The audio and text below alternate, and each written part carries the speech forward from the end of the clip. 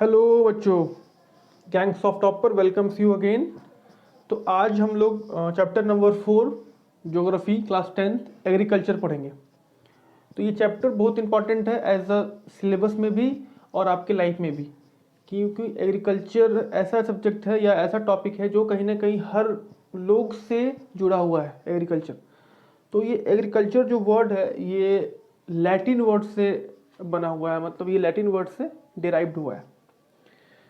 तो Latin word agri plus culture, ये जो है ये एग्री प्लस कल्चर वर्ड से मिलके बना है। उसका मतलब होता है लैंड। एग्री मतलब होता है लैंड और कल्चर मतलब होता है cultivation. Cultivation of a land is known as agriculture. Land का कल्टीवेशन करना ही एग्रीकल्चर कहलाता है। तो एग्रीकल्चर का मतलब हो गया कि खेती बाड़ी, हिंदी में सिंपल सा मतलब।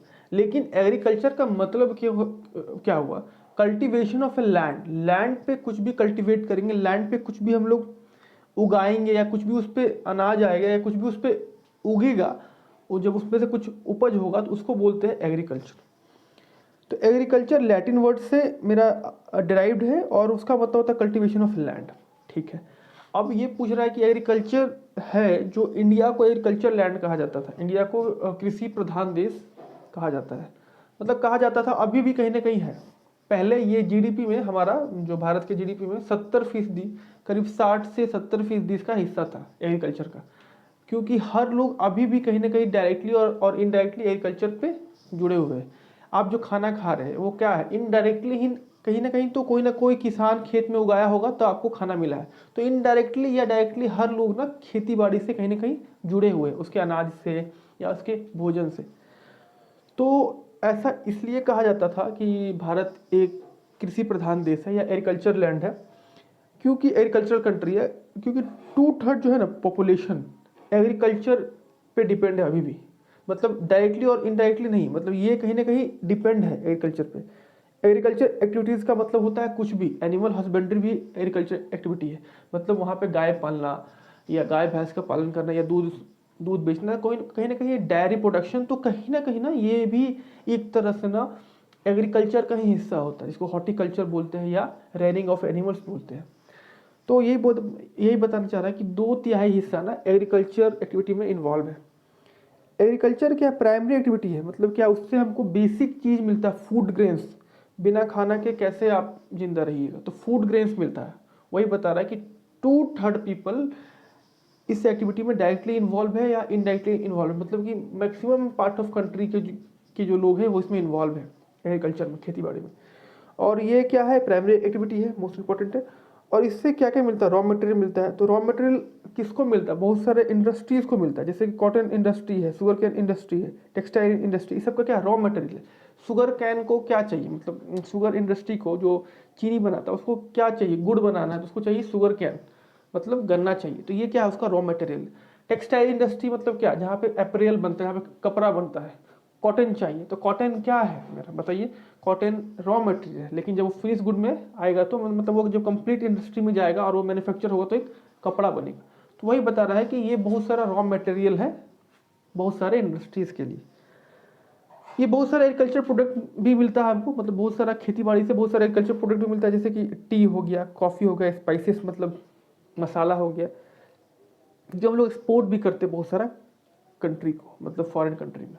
इससे हमारा रेवेन्यू भी जनरेट होता है और हमारा इनकम बढ़ता है मेरे देश का, हमारे देश का। अब आते हैं हम लोग कि और क्या क्या करता है एग्रीकल्चर। एग्रीकल्चर फॉडर देता है, फॉडर मतलब होता है गाय भैंस का चारा। और क्या देता है एग्रीकल्चर? एग्रीकल्चर रोजगार देता है, एम्प्लॉयमेंट देता है, जो भी उसमें लोग इन्वॉल्व होते हैं। एग्रीकल्चर क्या देता है? बहुत सारा इंडस्ट्रीज बैठता है एग्रीकल्चर के चलते, जैसे कि कहीं एग्रीकल्चर हो रहा है तो उसका रॉ मटेरियल इस्तेमाल करने के लिए कहीं लोग फैक्ट्री बैठाएंगे।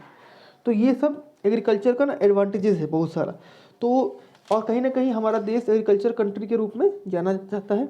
और इससे क्या होता है ना, मेरा एक देश में एक मतलब एक वर्ड में बोलेंगे तो हमारे पास खाने पीने का दिक्कत नहीं होता हमारे देश में, क्योंकि हम लोग बाकी जगह ना एक्सपोर्ट करते हैं अपना फूड ग्रेन्स, हम लोग को इम्पोर्ट करना नहीं पड़ता है। मैक्सिमम चीज़ हम लोग एक्सपोर्ट करते हैं, हमारे पास चावल गेहूं अनाज बहुत ज़्यादा मात्रा में होता है। तो ये हमारा प्राकृतिक देन है, या बोलिए हमारा ऐसा कल्चर है, हम हमारे ऐसा लैंड का मतलब ऐसा हमारा इंडिया ऐसा एग्रीकल्चर लैंड है। अगर आप अगला पॉइंट क्या होता है, टाइप ऑफ फार्मिंग, मतलब कितने तरह का फार्मिंग है। तो फार्मिंग होता है 3 तरह का, मतलब जो बहुत पहले से होते आ रहा है और अभी भी हो रहा है। तो पहला है प्रिवेंटिव फार्मिंग, प्रिमिटिव फार्मिंग, दूसरा इंटेंसिव सब्सटेंस फार्मिंग, और तीसरा है कॉमर्शियल फार्मिंग। तो ये कुछ नहीं है, टाइप ऑफ फार्मिंग है कि कितना तरह का फार्मिंग होता है। ये कहा जाता है कि एक पॉइंट है, देखिए, agriculture is the largest livelihood provider in rural India.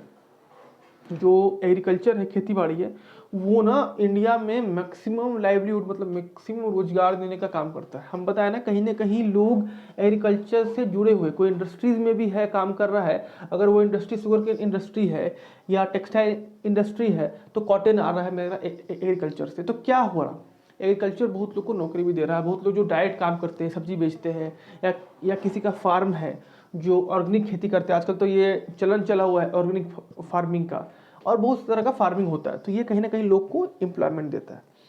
पहला आते हैं प्रिवेंटिव सब्सटेंस फार्मिंग। तो नाम से जानेंगे प्रिवेंटिव। प्रिवेंटिव का मतलब क्या हो गया, प्रीमिटिव का मतलब हो गया पुराना मेथड से। जो पुराना मेथड से यूज होता था सिर्फ अपने लिए, अपने लिए, मतलब अपना परिवार के लिए, 5 6 8 8 10 लोग के लिए बस। प्रिमिटिव मतलब पुराना टूल्स, पुराना चीज, मतलब पहले का टूल्स यूज करके। वहां पे क्या होता था उस टाइम में। प्रिमिटिव सब्सटेंस फार्मिंग क्या होता है, देखिए, प्रिमिटिव सब्सटेंस फार्मिंग क्या होता है, ये कुछ हिस्से में होता है, हर जगह नहीं होता है, कुछ कुछ भारत के हिस्से में होता है, स्मॉल पैचेस ऑफ लैंड में होता है। इसमें बताया है ना कि जो परिवार के लिए होता है, मतलब सिर्फ अपने परिवार के लिए, कुछ हिस्सा, मान लीजिए आपके परिवार में 8 लोग हैं, 10 लोग हैं, जो भी लोग हैं, XYZ, तो उनके लिए होता है, स्मॉल कम्युनिटी के लिए होता है। और यहाँ पे खुद ही लोग काम करते हैं, लेबर की, मतलब एज अ लेबर जो भी बोल सकते हैं। और इसमें पुराना पुराना हथियार यूज होता है, जैसे कि फावड़ा हो गया, कुदार हो गया, या हल हो गया, या खुरपी, या मतलब पुराना पुराना जो प्रिमिटिव टूल्स होता है वो हम लोग यूज करते हैं। इसमें कुछ भी फर्टिलाइजर्स, केमिकल्स और ट्रैक्टर्स कुछ भी यूज नहीं करते हम लोग इसमें, बस सिर्फ पुराना पुराना, इसीलिए इसका नाम है प्रीमिटिव। प्रीमिटिव का मतलब होता है ओल्ड, ओल्ड चीज जो हम लोग इसमें यूज करते हैं, मतलब सिर्फ। तो इसमें बेसिकली हम लोग ज़्यादा तो अनाज नहीं उगाते हैं, लेकिन थोड़ा सा अनाज उगा पाते हैं, लेकिन अपने लिए। तो इसमें मैं बेसिकली कुछ सीरियल्स हो गया, कुछ फूड क्रॉप्स हो गया, इस तरह का कुछ अपने फैमिली के लिए। हाँ, लेकिन इसमें होता क्या है कि सॉइल का फर्टिलिटी जैसे घटता है ना, फिर यहाँ से लोग छोड़ के चले जाते हैं। तो ये लेकिन दिक्कत है, तो वहाँ से शिफ्ट करते हैं। इसका एक और नाम है, इसका प्रिमिटिव सब्सटेंस फार्मिंग का नाम है बर्न एंड स्लैश एग्रीकल्चर, या झूमिंग खेती। झूमिंग खेती नाम इसलिए है कि क्योंकि इसका नाम रखा गया है। झूमिंग खेती का मतलब ये नॉर्थ ईस्टर्न स्टेट में, हमारे जो भारत का नॉर्थ ईस्ट स्टेट्स है, वहाँ पे इसको झूमिंग बोलते हैं। इसको द्यापान बोलते हैं अंडमान निकोबार आइलैंड में। तो इसका नाम है, ये इस फार्मिंग का नाम है। इस फार्मिंग को और बोलते हैं बर्न एंड स्लैश एग्रीकल्चर। इसका मतलब क्या हो, बर्न एंड स्लैश, झूमिंग खेती। झूम का मतलब झूमना, झूमना मतलब शिफ्ट करना। आज यहाँ खेती की है, कल वहाँ खेती करेंगे, मतलब आज इस जगह में खेती की है X जगह पे, तो कल फिर जाकर हम लोग Y जगह पे खेती करेंगे।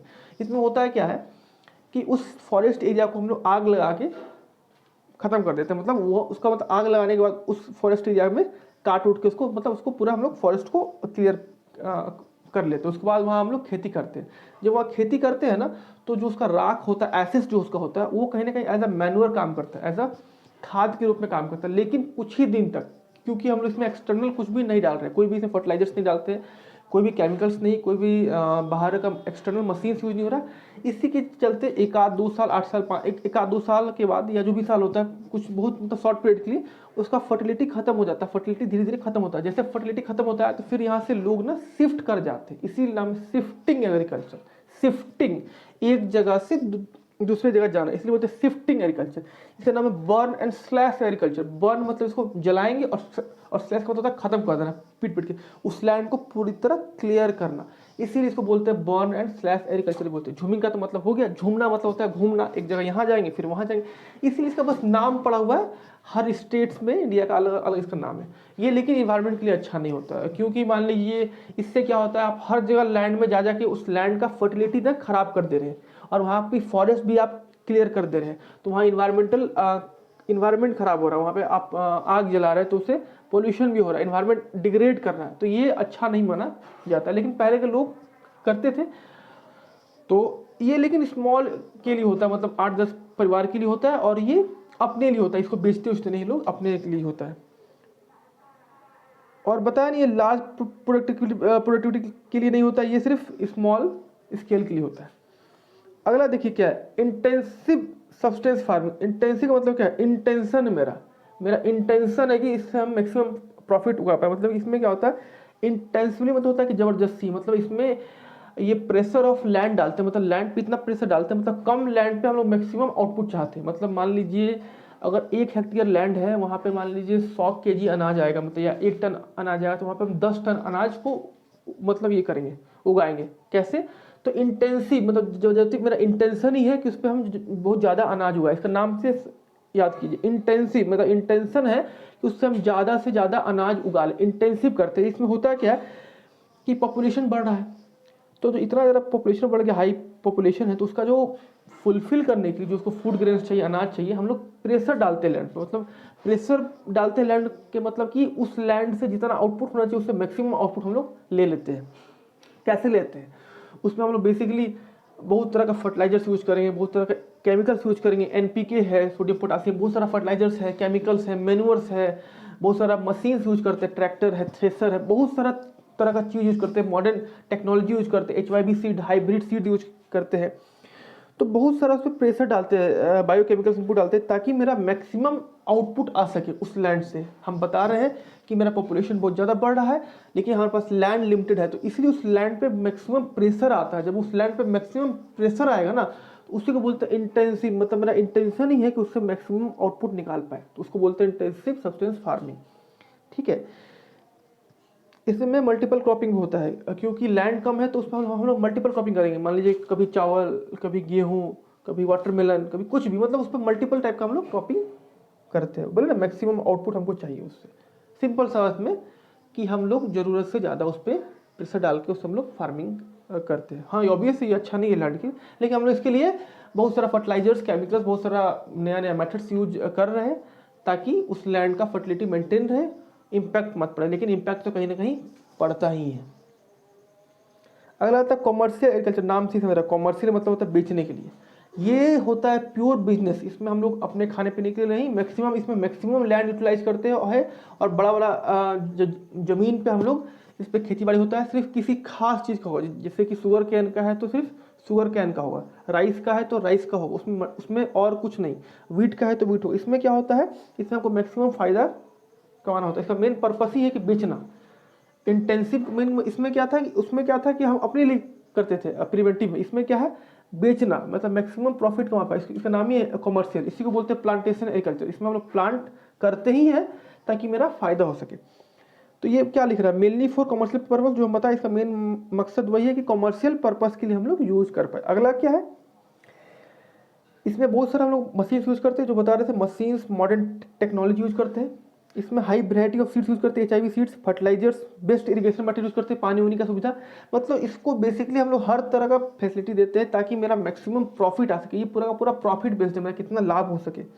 इसको हम लोग एक वर्ड में बोलेंगे तो कहाँ होता है मेनली, ये होता है पंजाब में, उड़ीसा में मैक्सिमम होता है। वहाँ लोग मैक्सिमम वहाँ से मतलब एक्सपोर्ट करते हैं। इसीलिए ना पंजाब और हरियाणा और यूपी में मैक्सिमम चावल गेहूँ होता है, जो बाहर भी भेजता है विदेश में। तो उसका मकसद ही है कि मेरा प्रॉफिट कमाना, इसलिए इसका नाम है कॉमर्शियल। एग्जाम्पल है प्लांटेशन एग्रीकल्चर। प्लांटेशन एग्रीकल्चर मतलब क्या, कि प्लांट कर रहे हैं, मतलब प्लांटेशन, बहुत सारा प्लांट लगा रहे हैं, लेकिन किसी खास का। अगर जूट का है तो हम लोग जूट का लगाएंगे, अगर राइस का है तो राइस का लगाएंगे, वीट का है तो वीट का लगाएंगे, किसी या शुगर कैन का है तो शुगर कैन का, किसी खास क्रॉप्स का ही लगाएंगे ताकि मेरा मैक्सिमम फायदा हो सके। और ये लार्ज स्केल में होता है, मैक्सिमम लैंड पे होता है। इसमें बहुत सारा मेथड्स यूज करते हैं, modern methods, technology, machines use करते हैं ताकि मेरा मैक्सिमम आउटपुट मिल सके। अभी आपको बता रहा था ना कि प्लांटेशन एग्रीकल्चर क्या होता है। इस बिल्कुल सेम वही कॉमर्शियल एग्रीकल्चर का ही काम है, मतलब ये कॉमर्शियल एग्रीकल्चर ही है। इसमें सिंगल टाइप का क्रॉप होता है, आपको बताया कि इसमें एक ही तरह का क्रॉप हम लोग उगाते हैं, मतलब एक ही टाइप का क्रॉप हम लोग जो बोलते हैं फसल होता है। लार्ज एरिया में होता है। प्लांटेशन क्या होता है, इसमें लार्ज स्टेट्स में इसमें कैपिटल बहुत ज़्यादा लगता है ऑब्वियसली, लेकिन इसमें फ़ायदा भी बहुत ज़्यादा होता है। और इसका मेन मतलब होता है कि आप रॉ मटेरियल दे पाए बहुत सारा इंडस्ट्रीज़ को। आप अगर मैक्सिमम प्रोड्यूस करेंगे तभी ना रॉ मटेरियल, मतलब तभी ना आप इंडस्ट्रीज़ को दे पाएंगे, क्योंकि बहुत सारा इंडस्ट्रीज़ है और पॉपुलेशन भी बढ़ रहा है, तो कपड़ा का बहुत ज़्यादा डिमांड है, खाना का डिमांड है। तो कैसे हो पाएगा, जब आप मैक्सिमम अमाउंट में इसको फसल को उगाएंगे। तो यही है प्लांटेशन। जैसे कि टी प्लांटेशन हो गया, कॉफ़ी हो गया, शुगर कैन हो गया, ये सब क्या है, सब कॉमर्शियल है। ये सिर्फ खास उसी लिए होता है, मतलब उसी के लिए, मतलब बेचने के लिए। इसमें हाँ, इसमें मॉडर्न मेथड्स यूज होते हैं लेकिन maximum for the profit only. अगला क्या, टाइप ऑफ सीजन। तो सीजन से आप मतलब समझ रहे होंगे ठंडा गर्मी, वैसा नहीं, ये एग्रीकल्चर सीजन की बातें कर रहे हैं, यानी क्रॉपिंग पैटर्न्स, यानी क्रॉपिंग सीजन की बात कर रहे हैं। तो रबी क्रॉप होता है, खारिफ क्रॉप होता है, जायद होता है। रबी क्रॉप का मतलब इसको विंटर क्रॉप्स भी बोलते हैं, ऐसा इसलिए बोलते हैं क्योंकि ये विंटर में इसको हम लोग रोपते हैं, मतलब इसको विंटर में हम लोग सोन करते हैं। ये बेसिकली अक्टूबर से दिसंबर के बीच में इसमें हम लोग ये डालते हैं, बीज डालते हैं, या जो भी इसका मतलब इसको फसल इसका लगाते हैं। और इसको काटते हैं गर्मी में अप्रैल टू जून में, लगाते ठंडा में, काटते लगाते ठंडा में और काटते गर्मी में, अप्रैल जून। इसको याद कैसे रखिए, रबी। रबी का मतलब होता है गर्मी। एक्चुअली रबी क्या है, सूरज का पर्यायवाची शब्द है, तो इसका उल्टा होता है। यानी इसको हम लोग कब लगाएंगे, इसको हम लोग लगाते हैं गर्मी में, मतलब ठंडा में लगाते हैं। यानी रबी मतलब होता है गर्मी, मतलब एज अ पर्यायवाची शब्द होता है सूरज का। तो इसको ऐसे याद रखिए कि ये उल्टा टाइम पे लगता है। उल्टा टाइम का मतलब कि रबी मतलब हो गया सूरज, तो इसको हम लोग कब लगाते हैं, इसको हम लोग लगाते हैं ठंडा में। या ऐसे याद कर सकते हैं कि इसको हम लोग काटते कब है, गर्मी में, रबी। तो ये हो गया। इसमें कौन कौन सा होता है, एग्जाम्पल वीट है, बार्ली है, मस्टर्ड है, पीस है, ग्राम। ग्राम मतलब चना हो गया, पीस मतलब मटर हो गया, ठीक है। अब मस्टर्ड मतलब जो होते हैं तेल, तिलहन, वही। तो ये है रबी क्रॉप। अगला क्या, खारिफ क्रॉप। खारिफ क्रॉप का मतलब होता है, इसको हम लोग लगाते हैं जब पानी आता है, रैनी सीजन आता है। इसको पानी मैक्सिमम चाहिए, जैसे कि राइस में हमेशा 100 से 200 पानी चाहिए। एक्चुअली राइस को मैक्सिमम पानी चाहिए, तब जाकर फसल अच्छा उगता है। तो जब भी पानी स्टार्ट होता है तब ये फसल लगता है जून जुलाई में, मानसून के टाइम पे, और ये कटता है सितंबर से अक्टूबर के बीच में, ठीक है। इसके एग्जाम्पल है क्रॉप में, इसके एग्जाम्पल राइस, मेज, मिलेट्स, ज्वार, बाजरा, तुर, अरहर दाल, मूंग, उड़द दाल, कॉटन, जूट, ग्राउंडनट, सोयाबीन। ये सब इसका उदाहरण है। ये सब इसका उदाहरण है कि कौन कौन सा रबी क्रॉप होता है, कौन कौन सा खारिफ क्रॉप है, एग्जाम में आता है और ऐसे भी इंपॉर्टेंट है। जायद क्रॉप क्या होता है, इस दोनों के बीच में पाया जाने वाला सीजन, जैसे कि जो दोनों के बीच में जो आता है, हल्का सा टाइम मिलता है, तो इस टाइम पे वही सब क्रॉप उगता है जो बहुत जल्दी उग जाए, जैसे कि वाटरमेलन हो गया, या आपको जिसको हम बोलते हैं कुकुम्बर हो गया, खीरा हो गया, या ककड़ी हो गया, उस टाइप का चीज जो शॉर्ट पीरियड में उग जाए, दोनों के बीच में जो टाइम मिलता है, कुछ दिन गैप होता है, उसी को बोलते हैं। ये जनरली समर मंथ में होता है, मेनली गर्मी के टाइम पे जो हम लोग खाते हैं, तरबूज या खरबूज या वाटरमेलन या मेलन मक्स बोलते हैं उसको, या आप बोल सकते हैं उसको खीरा, ठीक है। तो जो भी इस टाइप का चीज़ है, मतलब वो बहुत शॉर्ट पीरियड में जो मेरा आसानी से फसल उसका मतलब क्या बोले, मतलब वो जल्दी उसका फसल आ जाता है। ये मेनली लगता है मार्च अप्रैल में, और जून जुलाई में इसका मतलब, और मेनली इसका ही टाइमिंग है, अप्रैल मार्च अप्रैल से लेके जून जुलाई, 3-4 महीना। इसमें एग्जांपल हो गया वाटरमेलन, मक्स मिलन, और जो बताया खीरा। तो ये सब इसका उदाहरण है, ठीक है। तो समझ गए यहाँ तक कि ये क्या है, टाइपिंग ऑफ मतलब टाइप्स ऑफ क्रॉपिंग सीजन्स क्या होता है। अगला वही चीज जो भी बताए, खारिफ क्रॉप। ये बताया ना कि खारिफ क्रॉप आपको लगता है कब, मानसून जब आता है तब पानी आता है तो, और कटता कब, सितंबर अक्टूबर में। इसके एग्जांपल तो पहले ही बता दिए, पैडी है, मेज है, ज्वार है, बाजरा है, फिर आपको ग्राउंड नट्स होता है, सोयाबीन है। और ये हाँ, इसमें एक इंपॉर्टेंट पॉइंट ये है कि कौन कौन सा राइस, एक्चुअली इंडिया का स्टेपल फूड राइस है, क्योंकि मैक्सिमम पार्ट में इंडिया का मतलब मैक्सिमम हिस्सा में राइस लोग ज़्यादा पसंद करते हैं खाना, और राइस खाते हैं। तो इसीलिए इंडिया का स्टेपल क्रॉप जिसको बोलते हैं खाने वाला, वो राइस और व्हीट होता है। तो मैक्सिमम राइस है, इसीलिए इंडिया में राइस का प्रोडक्शन ज़्यादा होता है। तो कहाँ कहाँ होता है राइस, देखिए कौन कौन सा एरिया में, असम में, वेस्ट बंगाल में, कोस्टल रीजन में, उड़ीसा में, आंध्र प्रदेश में, तमिलनाडु में, केरला में, महाराष्ट्र में, और पर्टिकुलरली कोंकण कोस्ट जो उस साइड में है, कोंकण कोस्ट में, उस एरिया में होता है, यूपी में और बिहार में। तो अभी ये क्या हो गया, पैडी पहले पंजाब में सिर्फ गेहूं होता था, अभी पंजाब में क्या हो गया है रिसेंटली, चावल भी, मतलब चावल का भी खेती होने लगा है, पैडी का, ठीक है। और इस तरह से इन स्टेट लाइक असम, वेस्ट बंगाल, उड़ीसा, हाँ एक चीज इंपॉर्टेंट है कि असम, वेस्ट बंगाल और उड़ीसा में ना खेती चावल का 3 बार होता है साल में, 3 बार, बोले ना, क्योंकि इधर ये लोग जो चावल खाना ज़्यादा पसंद करते हैं, और ये कहीं ना कहीं बताना इंडिया का स्टेपल फूड क्या है, चावल है, मतलब राइस। तो 3 बार होता है, तो तीनों बार ना इसका नाम अलग अलग, एक बार AUS ऑस्ट्रेलिया से याद रखिए, अस नाम इसका ऑस्ट्रेलिया नहीं, ऐसे याद रखिए अस। फिर अगला अमन, ठंड में बोरो। पहला बार हुआ तो इसका नाम है अस, अगला बार हुआ तो मतलब अमन, और थर्ड बार हुआ तो नाम है बोरो। ये इसका नाम है। 3 बार जब खेती होता है तो सेम चीज़ का। अगला है राबी क्रॉप, जो बताया ना, राबी मतलब धूप। इसका कटाई कब होता है? जब धूप में, और लगता कब है? ठंडा में। तो वही बोला, ये लगता है विंटर सीजन में, अक्टूबर में लगता है, ये अक्टूबर में लगता है, दिसंबर में, और कटता का अप्रैल जून में जब धूप रहता है। इसका एग्जाम्पल क्या है? वीट है, बार्ली है, पीज है, ग्राम है, मस्टर्ड जो पहले हम बता चुके हैं, बस ये फिगर है। अब फिगर से देख के समझ सकते हैं, वीट इसको बोलते हैं, मस्टर्ड इसको बोलते हैं, मतलब मस्टर्ड का मतलब होता है सरसों, ठीक है। और ये तो मेरा पता है आपको, उसको मटर। और ये कहाँ कहाँ होता है? ये इंपॉर्टेंट, कहाँ कहाँ होता है? पंजाब में, हरियाणा में, जम्मू कश्मीर में, उत्तराखंड में और यूपी में। मेनली वीट वहाँ पे फेमस है। और ये जनरली क्यों ऐसा हो रहा? तो एक टाइम पे ग्रीन रेवोल्यूशन हुआ था 1960 के अप्रोक्स, 1960 से लेकर 66 के बीच में, इसको बोलते हैं हरित क्रांति। ये ग्रीन रेवोल्यूशन के चलते उसमें बहुत सारा नया नया HYV सीड्स आया था, हाई वैरायटी ऑफ सीड्स आ गया था, हाई क्वालिटी ऑफ सीड्स आ गया था, फर्टिलाइजर्स आया था, टूल्स आ गया था, बहुत सारा ट्रैक्टर्स आ गया था, उसमें बहुत अच्छा उपज हुआ था। उसी के लिए उसी बीच में ना पंजाब, हरियाणा और वेस्टर्न यूपी में ये चीज़ बहुत फेमस हो गया, और वहाँ पे चावल गेहूँ अच्छे मात्रा में आने लगा। क्योंकि पहले तो हमारे देश में ना चावल और गेहूं का मतलब भुखमरी हुआ करता था, अभी तो हमारा देश बहुत अच्छा हो गया। क्योंकि ये हरित क्रांति जब हुआ था, ग्रीन रेवोल्यूशन, उस बीच में हम लोग नया नया HYV बीट्स मतलब high variety else variety of seeds use किए थे, नया मेथड्स ऑफ टेक्नोलॉजी यूज किए थे, टूल्स, इरिगेशन फैसिलिटीज़, पानी पटाने का फैसिलिटीज़, और क्या बता सकते हो, और नया नया मशीन उसमें आया था। तो ये सब मेथड था। जायद को बताया बीच में आता है, जो गर्मी के बीच, मतलब इस दोनों के बीच में, मतलब कि रबी और खरीफ के बीच में जो टाइम मिलता है, उस टाइम को बोलते हैं जायद क्रॉप। तो जायद क्रॉप क्या? तो बोले शॉर्ट सीजन है, रबी और खरीफ के बीच में, जनरली ये समर में आता है। एग्जाम्पल बताया था ना, खीरा, कुकुम्बर हो गया, मेलन मक्स हो गया, वाटर मेलन हो गया, ये सब क्या है? Fodder crops. मतलब ये सब क्या है? मेरा आपको जायद क्रॉप का उदाहरण है, एग्जाम्पल है। अगला पॉइंट क्या है कि मेजर क्रॉप्स कौन कौन है भारत में, इंडिया में। बेसिकली हम लोग इंडिया के बारे में पढ़ रहे हैं, इसीलिए हम लोग हर चीज़ इंडिया के हिसाब से पढ़ेंगे। तो बहुत सारा फूड है, वैरायटी ऑफ फूड है। एक होता है फूड, एक होता है नॉन फूड। फूड मतलब जो खाते हैं, नॉन फूड का मतलब खाते नहीं। जैसे कॉटन हम लोग नहीं खाते, जूट हम लोग नहीं खाते हैं। तो एक होता है जो खाते हैं, और एक होता है नहीं खाते। तो वही बोल रहा है कि एक होता है फूड और एक होता है नॉन फूड। तो इंडिया में बहुत सारा वेराइटीज ऑफ फूड और नॉन फूड है। ग्रेन्स मतलब अनाज, जैसे कि राइस हो गया, वीट हो गया, मिलेट्स, मेज, पल्सेस, ये सब क्या है?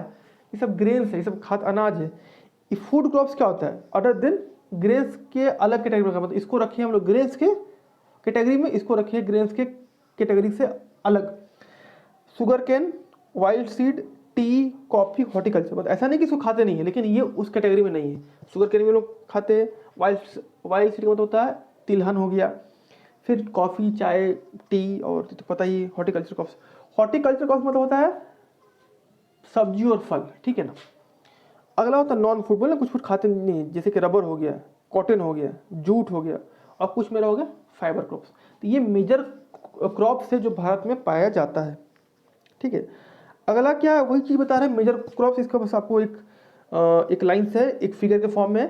तो यही सब बता रहा है जो बोला ना आपको कि अभी हॉर्टिकल्चर, यही सब हॉर्टिकल्चर होता है, फल सब्जी।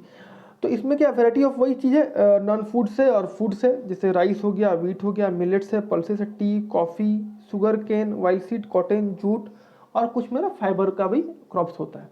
तो ये बेसिकली वही सब बता रहा है कि मेजर फूड्स इंडिया में क्या क्या होता है।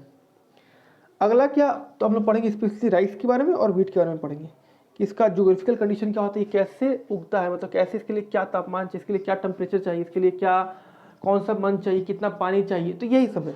तो अभी आपको बताया कि राइस क्या है? खरीफ क्रॉप है। इसको हाई टेम्परेचर चाहिए और हाई ह्यूमिडिटी चाहिए, मतलब इसको ह्यूमिडिटी मतलब आर्द्रता, हाई ह्यूमिडिटी चाहिए, और एनुअल रेनफॉल 100 सेंटीमीटर से ज़्यादा होना चाहिए, मतलब इसमें अधिक पानी चाहिए। आप देखते भी होंगे कि चावल की खेती में हमेशा खेत में पानी होता है, उसको हमेशा पानी चाहिए, इसीलिए इसको पानी के सीजन में रोपा जाता है जब पानी आता है तो। और ये India is the second largest producer, मतलब India is the second largest producer किसका? चावल का, आफ्टर चाइना। चाइना फर्स्ट हो गया और इंडिया सेकेंड हो गया। India it is grown in the plain of north. India में कहाँ होता है? नॉर्थर्न प्लेस में, कोस्टल एरिया में और डेल्टिक रीजन में ये फाइंड होता है। वीट कब होता है? वीट क्या है? वीट में रबी क्रॉप है। ये इसको क्या चाहिए? इसको चाहिए था कूल टेम्परेचर चाहिए, मतलब ज़्यादा, मतलब ये नहीं चाहिए, मतलब कूल ग्रोइंग चाहिए, मतलब इसको मतलब बहुत ज़्यादा नहीं, हाँ सनसाइन चाहिए, धूप चाहिए इसको। लेकिन धूप चाहिए जनरली काटने के टाइम पे, ऐसे बहुत धूप नहीं चाहिए, लेकिन धूप चाहिए इसको जब काटेंगे तब, ताकि अच्छा से मेरा फसल कट पाए। इसीलिए इसको काटते हैं हम लोग कब, गर्मी में। इसको धूप चाहिए काटने के लिए, और इसका रेनफॉल कितना चाहिए, 50 से 75 सेंटीमीटर। इसमें चाहिए 100, इसमें चाहिए 50 से 75 सेंटीमीटर इसमें पानी चाहिए। ये कहाँ फाइंड होता है, गंगा सतलज प्लेन में, नॉर्थन ईस्ट में, ब्लैक सॉइल रीजन में फाइंड होता है। जनरली ये ब्लैक सॉइल में भी हो जाता है, लेकिन ये जनरली डेल्टा रीजन में फाइंड होता है, गंगा सतलज प्लेन्स में। और ये सेकेंड मोस्ट इंपॉर्टेंट सीरियल है, मतलब खाने पीने के आइटम में, फूड ग्रेन्स में सेकेंड मोस्ट पाया जाता है। नॉर्थ और जनरली नॉर्थ और वेस्ट के साथ, मतलब नॉर्थ और वेस्टर्न पार्ट ऑफ इंडिया, जिधर यूपी है, यूपी पंजाब में लोग ज़्यादा रोटी खाते हैं शौक से, मतलब जनरली दोनों खाते हैं, लेकिन एक होता है रोटी। तो इसीलिए बोल रहा है कि इस एरिया में इसको ज़्यादा खपत है इसका, और ये मोस्ट इंपॉर्टेंट वहाँ का सीरियल है, मतलब अनाज है। कहाँ का, नॉर्थ और नॉर्थ वेस्टर्न पार्ट का ऑफ इंडिया का। वही चीज़ बता रहे, राइस को फिर से बता रहे, देखिए ये होता है राइस, इसका खेती ऐसा होता है, लास्ट में हार्वेस्टिंग ऐसा होता है। सेम चीज़ बताएगा, इसको 25 डिग्री टेम्परेचर चाहिए, इसमें हाई ह्यूमिडिटी चाहिए, और टेम्परेचर भी हाई चाहिए, पानी चाहिए 100 सेंटीमीटर। और ये सेकेंड लार्जेस्ट आफ्टर चाइना, पहला चाइना है वर्ल्ड का सबसे हाईएस्ट प्रोड्यूसर इन राइस, और फिर उसके बाद हम लोग आते हैं इंडिया। और ये मेजॉरिटी ऑफ बोले स्टेपल फूड है इंडिया का, स्टेपल फूड है, मैक्सिमम लोग यही खाते हैं, इसीलिए इसको स्टेपल फूड बोला जाता है। और ये कहाँ पाया जाता है, वही नॉर्थ और northern state, north eastern India में, कोस्टल एरिया में, डेल्टिक जो रीजन है।